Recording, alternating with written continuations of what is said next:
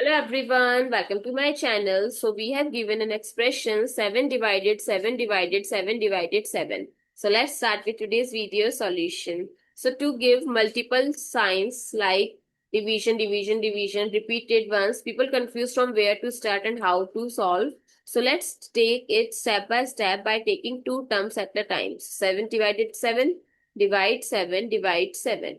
So it becomes 1 divide 7, divide 7.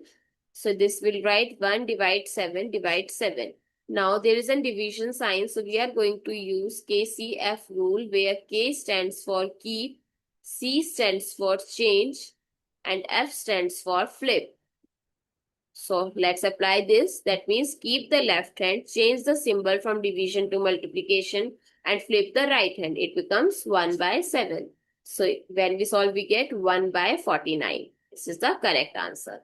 I hope it's clear and you find it useful. So don't forget to share your feedback through like, share, comment, and subscribe to my channel. Thanks for watching. See you in the next video.